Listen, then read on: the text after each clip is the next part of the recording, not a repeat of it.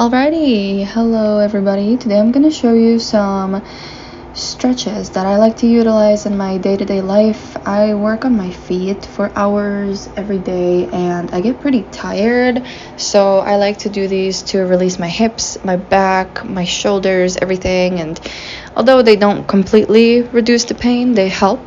So this is one of them. It's a spinal stretch, the spinal twist, excuse me. This is really good for releasing all the muscles all around your spine. It's really good for the shoulder blades. It moves your cerebral spinal fluid around, allowing for greater mobility and healing of the bones and the joints, white blood cells moving around, all that shit. So, and then we have the staff pose. I like to bend my knees in staff pose. I'm not super good with this pose, and it also allows you for a deeper stretch, so you can grab your knees, or you can grab your feet, you can grab your ankles or your thighs and just bend over. Just feel all your back muscles just relaxing.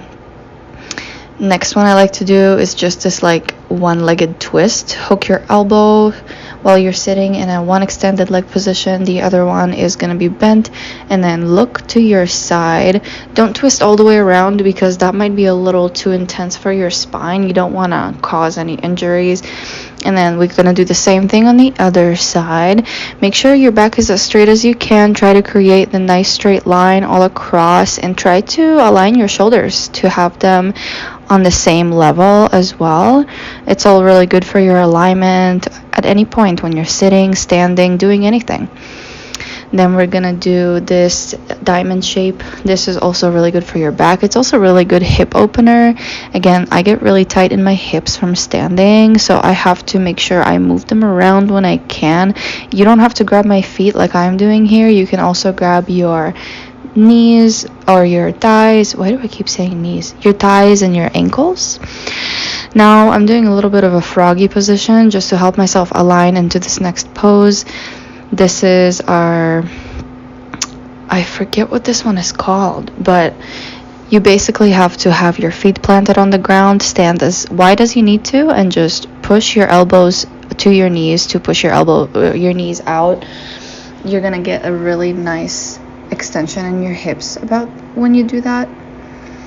Then next one we're gonna go on our backs because I get tired. I know you're probably tired too. I'm gonna do a little hop here, and we're gonna do like a figure 4 while I'm laying down. So just bend both your knees and then grab one foot, make like a figure 4 with your feet, blend your hands on the ground, move your butt to the opposite way of which you're gonna be folding, because that helps you create a little bit more of a stretch in your butt and your spine. This is great for your glutes. This is really good for your spine as well. And then we're going to do the same thing on the other side. Make sure you're utilizing your hands to twist because you don't want to overextend your spine. Allow your hands to kind of help you bear the weight of getting into this position. I like to make sure I stay in these poses for a few breaths at least, because you're not trying to move too fast. You're really trying to just relax, and breathing slowly, focusing on your breath is how you achieve it.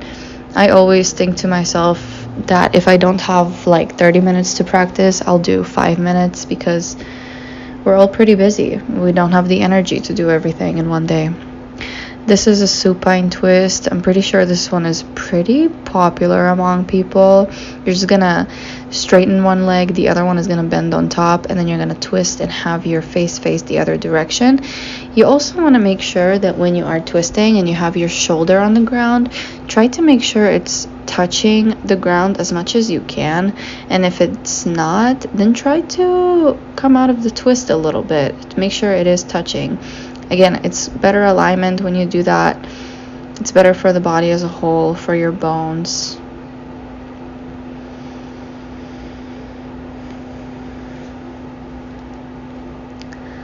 And then I like to get a little moment for grounding, and we're gonna move on to the next ones. Again, you don't have to do these in order. You can do as many or as little as you want. Just make sure you're breathing. So this is a side stretch. This is one of my favorites. It's very low impact. It's really effective. I'm doing like 3 variations of it. The first one is just your classic side stretch, and then we have the second one that is just like a half side stretch, and then we can go down all the way. So this is the basic original one, the standard, and then we have a side stretch, and then we go even deeper into the next one. Just breathe as you're doing these. Don't forget, it's important for your body to relax. And now I'm gonna show you a little trick. So this is something that I do sometimes when I'm standing at work. I don't really care if people see me do it, but maybe you feel differently. So basically, when we stand, we tend to lock our knees. Here I am demonstrating to you how it looks when we stand. This causes a lot of friction in our tendons and especially in our joints. So you can try doing this. You're basically unlocking your knees. There's no overextension. This allows your muscles to be used. And it allows for your knees to be a little more relaxed, and it allows for less pain in your knees.